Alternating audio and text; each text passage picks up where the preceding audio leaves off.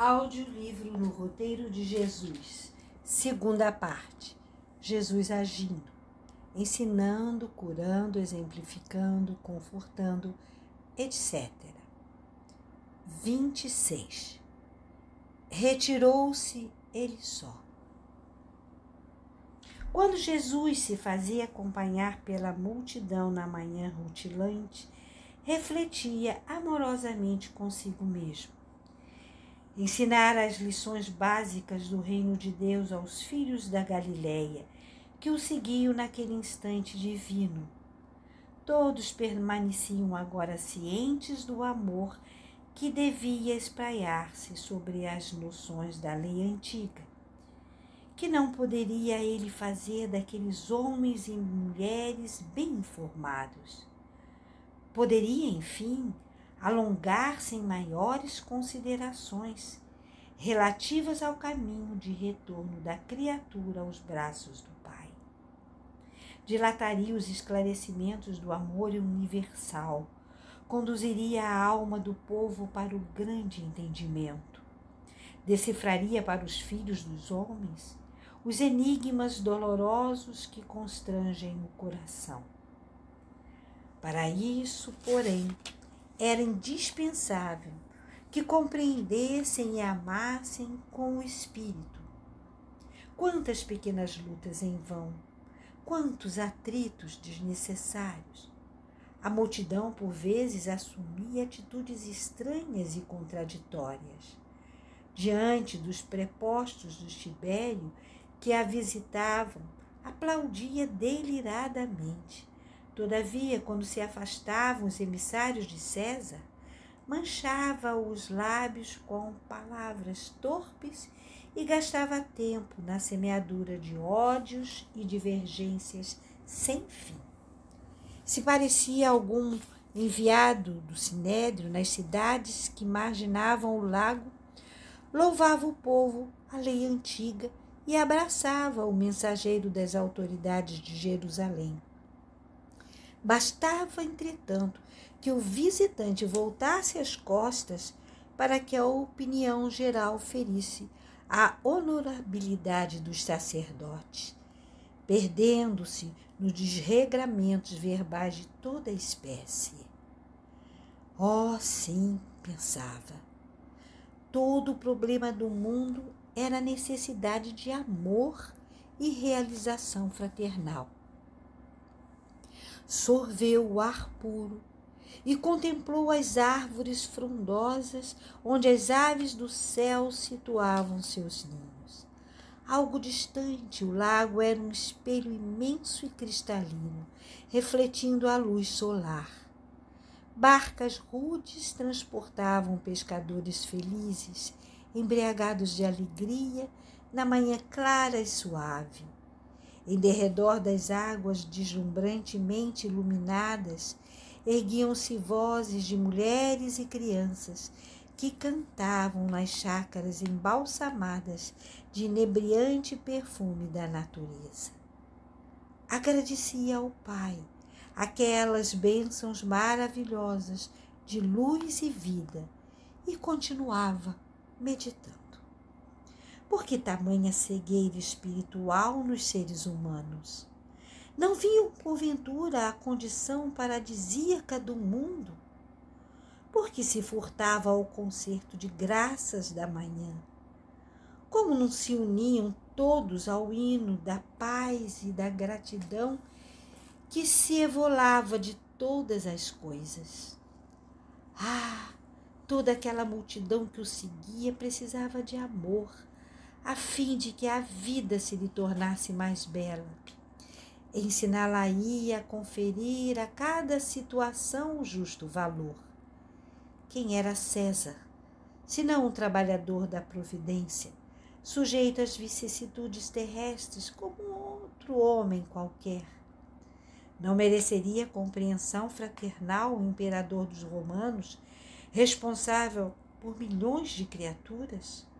Algemado às obrigações sociais e políticas, atento ao superficialismo das coisas, não era razoável que errasse muito, merecendo por isso mesmo mais compaixão E os chefes do Sinédrio? Não estavam sufocados pelas orgulhosas tradições da raça? Poderiam, acaso, raciocinar sensatamente se permaneciam fascinados pela autoridade do mundo? Oh, refletiu o mestre, como seria infeliz o dominador romano a julgar-se efetivamente rei para sempre, distraído da lição dura da morte. Como seria desventurado o sumo sacerdote, que supunha poder substituir o próprio Deus. Sim, Jesus ensinaria aos seus seguidores a sublime sabedoria do entendimento fraternal. Tomado de confiante expectativa, voltou-se o Messias para o povo, dando a entender que esperava as manifestações verbais dos amigos, e a multidão aproximou-se dele mais intensamente. Alguns apóstolos caminhavam à frente dos populares, em animada conversação. Rabi, exclamou o patriarca Matã, morador em Cafarnaum, estamos cansados de suportar injustiças. É tempo de tomarmos o governo, a liberdade e a autonomia. Os romanos são pecadores devassos e trânsito para o monturo. Estamos fartos. É preciso tomar o poder. Jesus escutou em silêncio e, antes que pudesse dizer alguma coisa, Raquel, esposa de Jeconias, reclamou asperamente. Rabi, não podemos tolerar os administradores sem consciência. Meu marido e meus filhos são miseravelmente remunerados nos serviços de cada dia. Muitas vezes não temos o necessário para viver como os outros vivem. Os filhos de Ana, nossa vizinha, adulam os funcionários romanos e, por esse motivo, andam confortados e bem dispostos. A revolução! A revolução! Clamava Esdras, um judeu de 40 anos presumíveis, que se acercou desrespeitosamente como adepto apaixonado, concitando o líder prudente a manifestar-se. Rabi, suplicava um ancião de barbas encanecidas, conheço os prepostos de César e os infames servidores do tetrarca. Se não modificarmos a direção do governo, passaremos fome e privações. Escutava o Senhor, profundamente condoído. Verificava, com infinita amargura, que ninguém desejava o reino de Deus de que se constituíra portador. Durante longas horas, os membros da multidão recriminaram o imperador romano, atacaram patrícios ilustres que nunca haviam visto de perto, condenaram os sacerdotes do templo, caluniaram autoridades ausentes, feriram reputações, invadiram assuntos que não lhes pertenciam, acusaram companheiros e criticaram acerbamente as condições da vida e os elementos atmosféricos.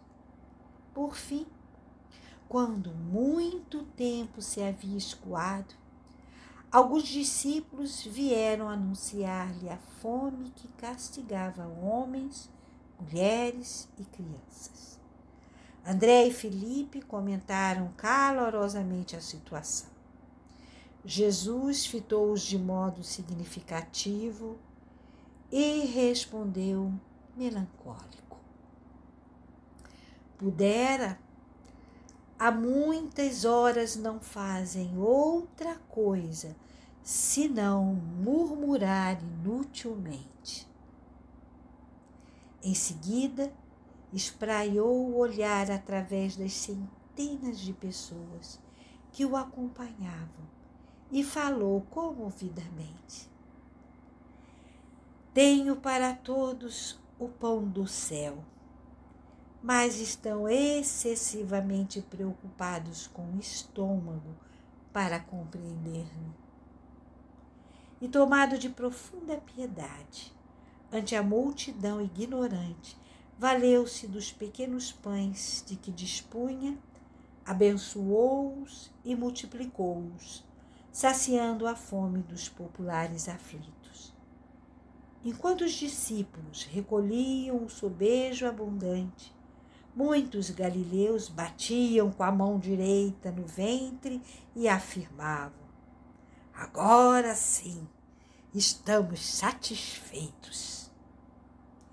Contemplou-os o mestre em silêncio, com angustiada tristeza, e depois de alguns minutos entregou o povo aos discípulos e, segundo a narração evangélica, tornou a retirar-se, ele só, para o monte. Mensagem extraída do livro Lázaro Redivivo, capítulo 35.